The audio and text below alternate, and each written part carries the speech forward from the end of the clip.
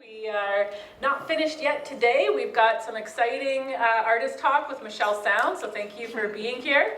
I'm going to introduce Michelle. It's my honor to introduce Michelle and to discuss her practice a bit later. And I want to remind everyone as I introduce Michelle that Michelle has an exhibition opening at the Alternator in Kelowna at the Rotary Centre for the Arts on May 19th, this Friday. So do you know what time? 6 p.m. Thank you, Michelle. So 6 p.m. So please join us down there. We'll all be down there celebrating with Michelle for all her work and mounting the exhibition. Michelle Sound is a Cree and Métis artist, educator, and mother. She is a member of Wapsosipi River First Nation in Northern Alberta. Her mother is Cree from Canuso, Alberta, Treaty 8 territory, and her father's family is Métis from the Buffalo Lake Métis settlement in central Alberta. She was born and raised on the unceded ancestral home territories of the Musqueam, Squamish, and Tsleil-Waututh nations, and she holds a Bachelor's of Fine Arts from Simon Fraser University, School for Contemporary Arts, and a Master of Applied Arts from Emily Carr University of Art and Design. Michelle was a 2021 Salt Spring National Award finalist and has had recent exhibitions at the Art Gallery of St. Albert, Neutral Ground Arc in Regina, Daphne Art Centre in Montreal, the Polygon Gallery, and the Grunt Gallery in Vancouver. Her recent artist residency at Burrard Arts Foundation included her exhibition Aunties Holding It Together, which is the title of the exhibition opening at Alternator Centre. So please join me in welcoming Michelle.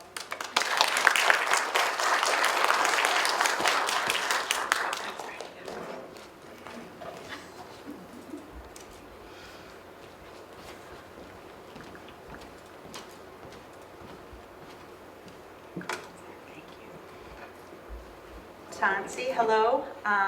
Thank you so much to everyone for being here, and a huge thank you to Tanya for inviting me. I'm so happy to be included with this Indigenous Art Intensive, and everyone on the team who has been so awesome and welcoming here today and when I arrived on the weekend. So I will start off here. Including the works that are going to be shown at the Alternator. It's just installing it yesterday.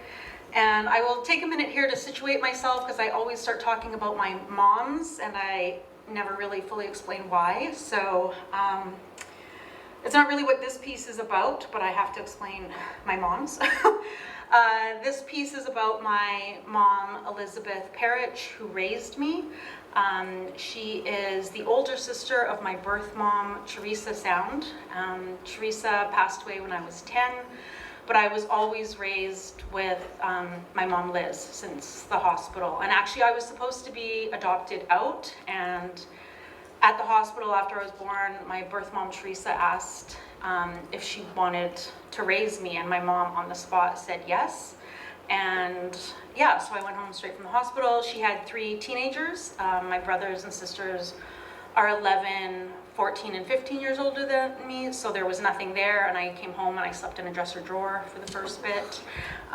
So I'm just always really grateful to her for keeping me in the family, and you know, that I got to know my kokum and my aunts and uncles and everything. So just wanted to start off that. If I'm talking about my mom's, it could be either.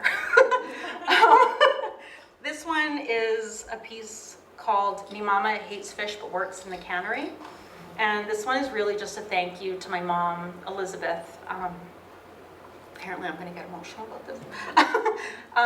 And so these are some of the images. On the left is, I'm holding a Polaroid from my 2nd birthday.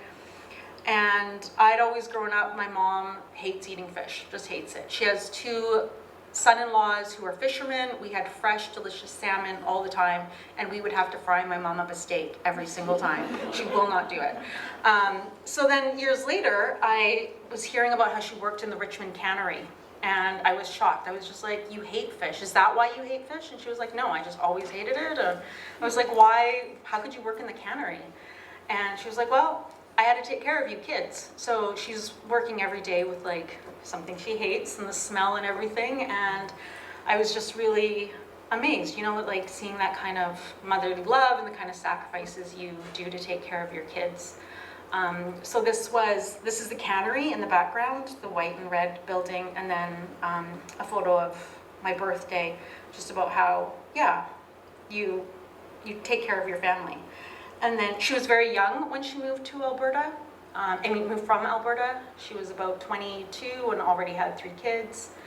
Her husband, Mike Parich, was Croatian, and they needed to move away from Alberta. They were just dealing with a lot of racism there, being, you know, a mixed race couple. And I also, as part of this, I found out I was adopted when I was 18. And that's when I found out my birth dad is Métis. And so I didn't know about that till later, and I didn't meet them till later. My aunties found me on Facebook. And yeah, I remember asking my mom, like, what was my dad? Where was he from? And she was just like, I don't know. He was some kind of Indian. And so it took years before I knew my full family history.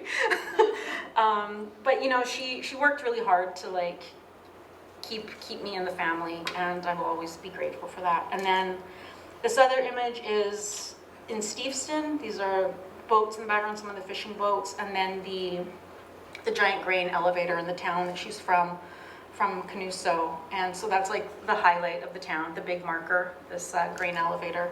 And just, you know, how hard it was for her to be so young and move away and leave her community and leave her mom and her family and siblings and everything, and just to start this new life to, you know, hopefully, you know, provide a better way of life for her kids. So this is that piece.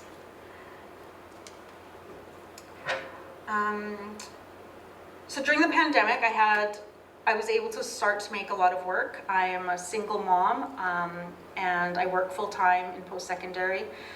And during the start of the pandemic is when my son turned 13 and started high school. And, you know, he's more self-sufficient, can make himself his own grilled cheese and Mr. Noodles and everything. So that was a big change for me. Suddenly I had more time, and I was like, you know what, I'm gonna like really commit to my practice and making more work. So that previous piece was done in 2021, and this one was done at the same time. This is Indian Aunties, and it's a series of drums. I had previously made a series called Trapline that were rabbit fur drums that I had dyed these pastel shades, and it was about how my kukum and my chapan, my grandmother and great-grandmother, had trap lines and up in northern Alberta, and they would sell the rabbit meat, and they would take the rabbit fur and trim moccasins or sell the furs, and they did that to take care of their families. And I started to think about how I would show like that kind of honoring and that kind of work for specifically my sister Joanne, my older sister Joanne, who passed away in 2019. And I wanted to make this piece for her. Sorry. And so I was thinking for her right away, my first thought was that I would make one that was a leather jacket, because she was always wearing leather jackets. She always was in fringe, and she was older than me, and I just remember having these memories of her getting ready with all her friends, coming to the house. They would have like AC/DC and Guns N' Roses playing. House would just smell of Calvin Klein Obsession, and there would be like this group of like 10 Native girls just, you know, beautifying themselves and having like all these fun 80s clothes and 90s clothes. And as the little kid who couldn't go, this made a very big, strong impression on me of like just seeing these beautiful Native women have fun. And that's a way that's like, you know, we're not always portrayed that way, you know, like having, you know, our style and our fashion and, you know, those kind of things that are really important to us, and our earrings. And so I just really wanted to like pay tribute to that in a really fun way. So I started this series that was like, I started the drum, that was the leather one, and then denim drums and fringe and just all sorts of really fun things that reminded me of my sister and her friends. This was from my residency at the Burrard Arts Foundation, which was last year, and it was really great for me to have the time and the space to create. I kind of work out of a spare bedroom at home that's like a home office too, so to have this space was really amazing. I did 2 series of works while I was there. One is another series of drums that's called Deadly Aunties, and no, this one's 80s Brat, sorry. 80s brat, and this was more about me as a kid and like how, again, how my sisters both influenced my fashion, and they bought me a lot of really cool clothes that like no other 9-year-old was wearing. You know, all this leather fringe. I had my first leather jacket, I think, when I was 11, and I had really great shoes and everything. So when you've got older sisters, they take care of you and dress you well. And so it was just like about that. And it was really fun. I would go to thrift stores with my son, and I would look for clothing that reminded me of that time, and he was very helpful and was like, oh, I found this fringe, and like helpful. And if he helped, he got a new Nerf gun every time. And so yeah, that was one of the series. And then the other one was Holding It Together, where I created 7 of the 10 pieces total. So yeah, this one I distinctly remember my friend having this jacket, and I had to go hunt it down on eBay. This Tag is nodding. Acid wash denim with this white leather fringe. Like, how were we 10 years old wearing this? I have no idea, but I wish I had it still. But I almost wanted to keep this one. I got it on eBay and I tried it on, and I was like, oh, do I keep it or do I make it into the drum? And yeah, so just really fun making, you know, these drums out of 80s fashion and dyeing the rabbit furs into, you know, colors that I really remember like being in cartoons and stuff, certain shades of purple and teal and everything like that. And I didn't have a red leather jacket, but my sister had red leather shoes that she bought me that like I was too cool for school with those, and so I definitely needed red leather in there. Yeah, in the back of this one leather jacket, the black one reminded me of the one my sister had with me at the time, like this very specific 80s kind of little tail on the back, and a fox fur that I dyed that I was just like, it just needs to be bigger and brighter all the time. So that was my fun series. This was a series I started. I was doing a residency at the CAG the year before, so 2021. And again, I'd had this idea in my head for a really long time. And originally I was thinking it was going to be paintings and that I would rip and then beat it back up. And then I had the residency and I had the space, and I was like, I really need to get started on this. It's been years. And then I finally was like, I will just use the photographs. I don't know why I was thinking paintings. This would take me so many years to do, so I will just use the actual photos. This is an image of Canuso, where my family's from. My moms were both raised there. And this is actually on my Uncle Dusty's property, which is where we stay every summer that we go back. Yeah, and I really love the sky and everything. So I was like, I'm gonna start this. And so my idea with this series was that it would be about the loss of language and land or access to territory and family. You know, we all have family members that we've lost, and so this was about showing those images and then ripping them. Like, they're really quite large. They're 3 feet by 4 feet. And I didn't want it to look like it was something that was, you know, from your house, like a small size. It was very large, and that these rips would be very intentional. There was a violence to them.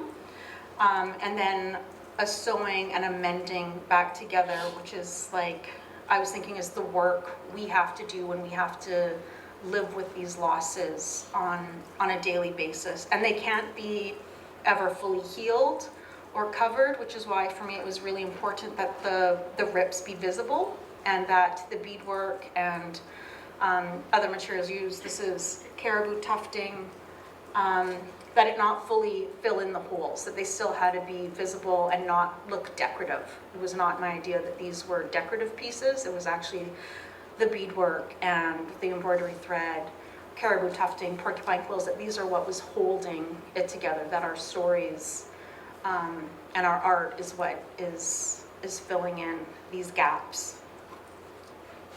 So this one you also might recognize is the cover for Billy Ray Belcourt's A Minor Chorus. I was so happy to be asked, and it's so weird to see it in this little mini size everywhere. This is Cree. These were the first two that I made in the series. And this, again, is about the loss of language. My mom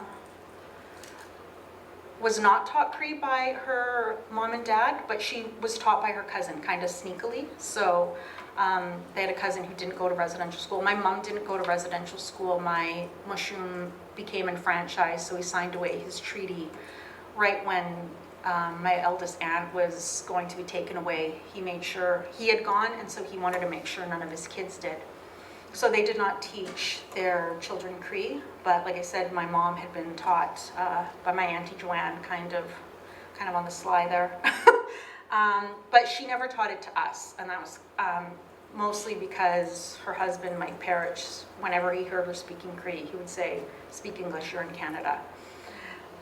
So I grew up kind of hearing her say it, and she had these books, these workbooks and dictionaries that I was always going through. So like I would hear the language sometimes, but I didn't know how to fully speak it. I knew how to say like animals, like wapus and atom and minus, but I didn't know. So I've taken some language courses since then, and I'm a beginner language learner.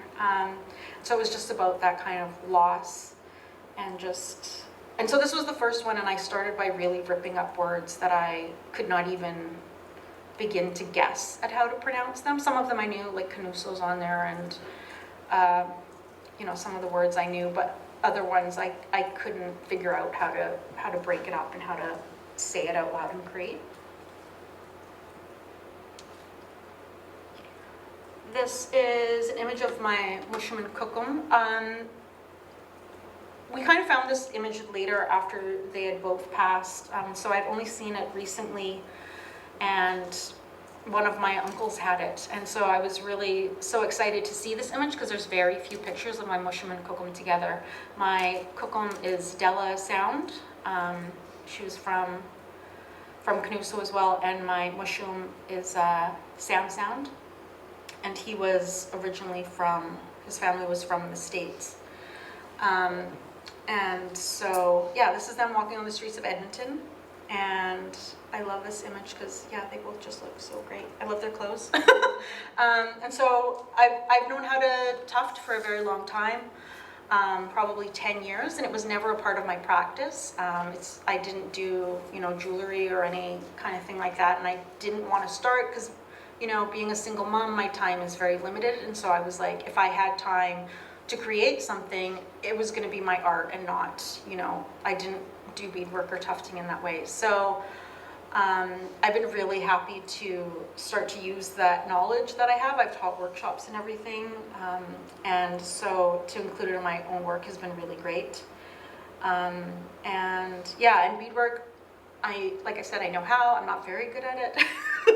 But for this, it worked, and because I really did want it to be kind of, I guess the way to say it is not good. Not good, have some parts of it that are really kind of messy. I really wanted to show like the messiness of the work that we have to do living with, colonization. And so it wasn't perfect, and it was messy, and kind of in my mind, it was kind of like we were picking it back up from like our parents and our grandparents, and it was just this constant intergenerational working through and living with this. And then it was interesting working on this one. This was the first one. I think I was starting at the Burrard Arts Foundation, and I had this really nice maroon color. My mushroom had passed away when I was 2, so I didn't know him. And I had this maroon color I was working with, and somewhere through there, I felt like I was told, no, it needs to be gold. And I have no idea why I had that thought. I would never have associated gold with my mushroom. So I was just like, okay, I'll finish off this burgundy, and then I switched it to gold. And then I asked my mom, I was like, did mushroom really like gold, or what was happening? Like I just had this weird kind of feeling where I was told to change the color. And she was like, yes, he had this watch that had like a bit of a gold, I don't know what they're called, faces?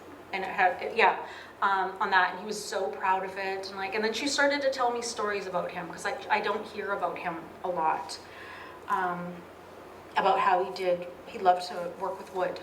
He liked to do woodworking, and so, yeah, I find working on these pieces has like brought up a lot of stories within my family. Like my mom has shared a lot with me about people who I didn't really know that well.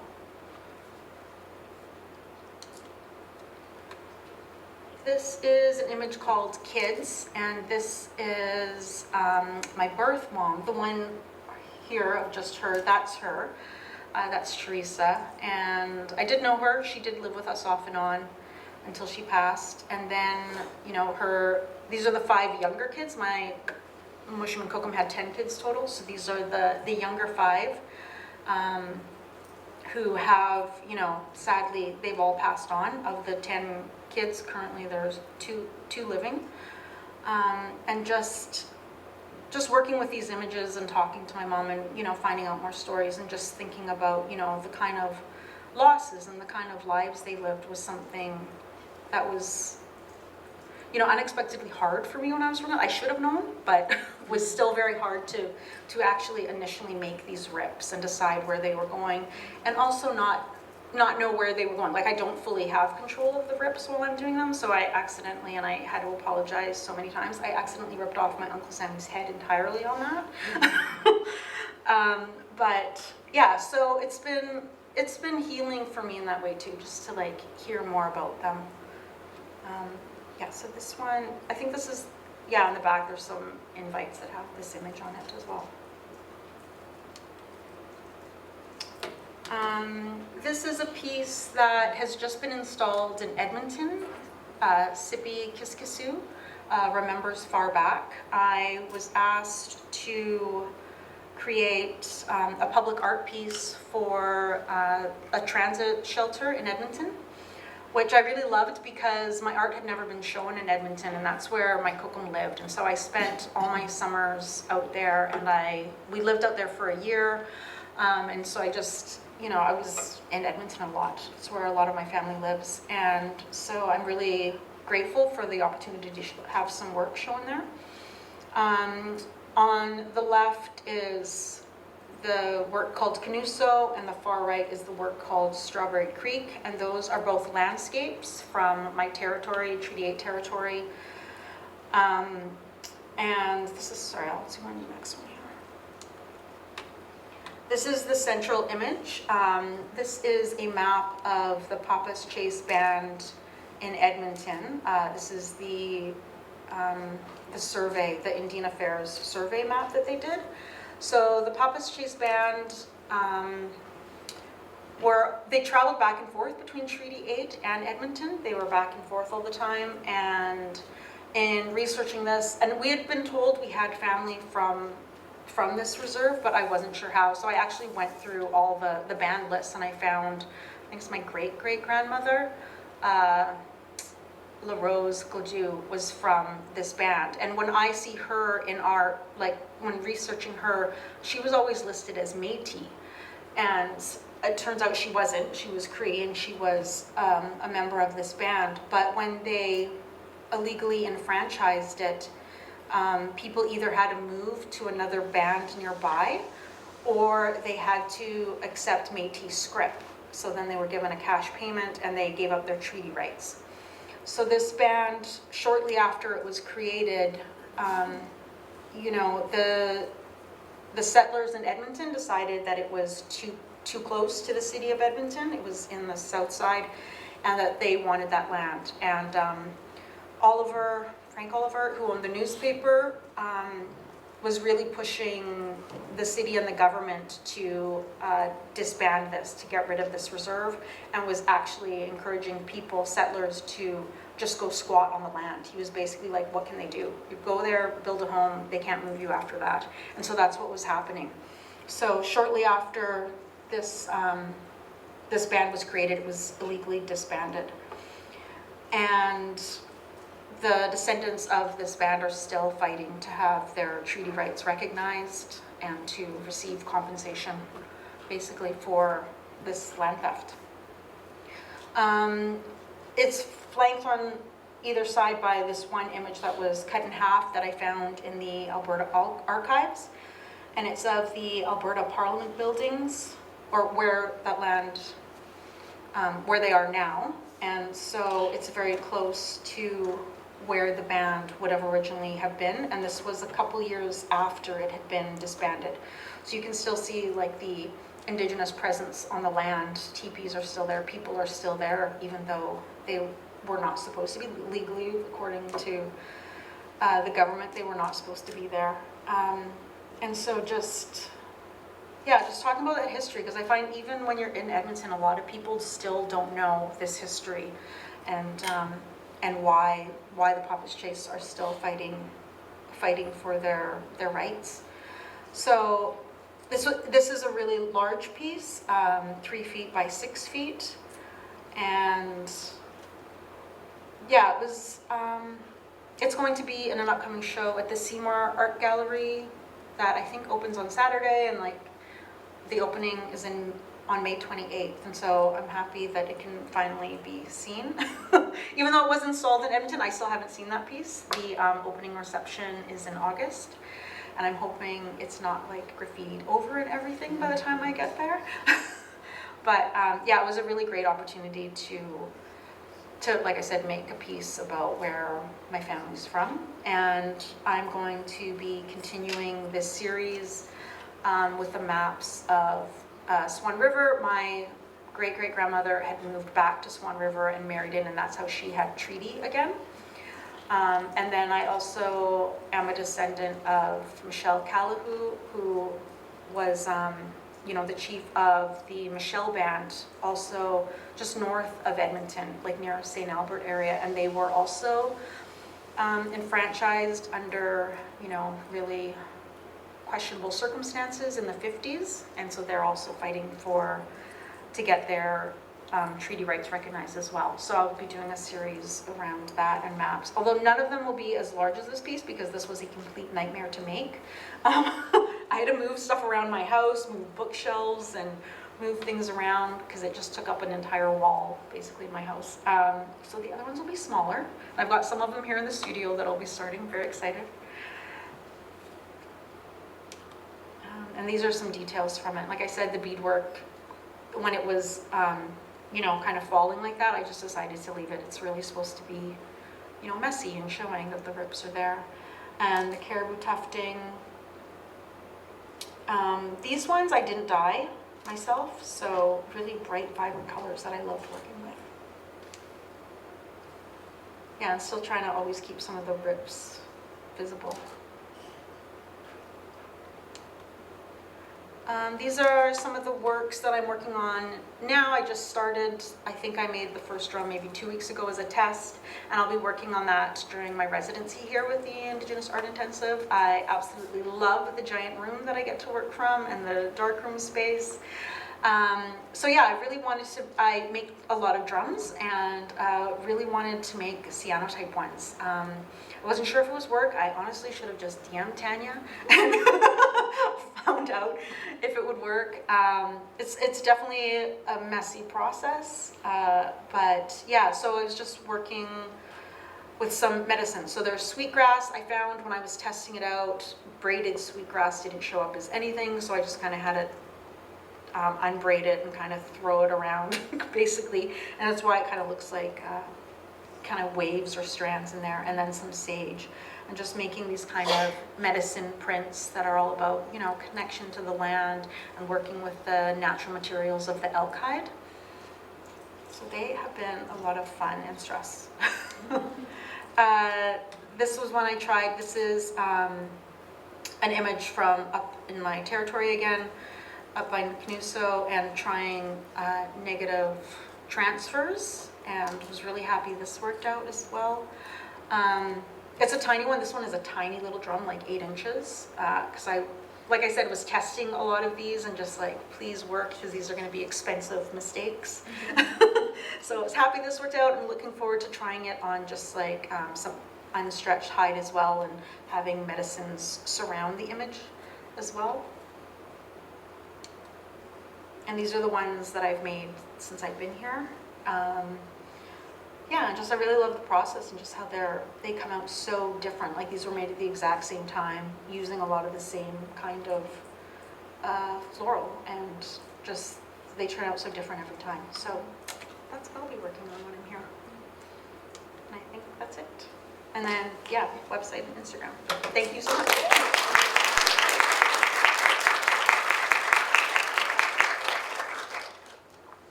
Oh, sorry. Opening is happening Friday from 6 to 8, and then the alternator on Sunday from 1 to 3. I'll be doing a tufting workshop with yarn. So obviously caribou is very hard to get, very hard to work with. So we'll be working with yarn. I'll be making little tufts, and yeah, it should be really fun. So hopefully we see some of you there. Thank you. Thanks for the reminder, Ryan. There's some postcards for Michelle's show at Alternator at the back on the back tables.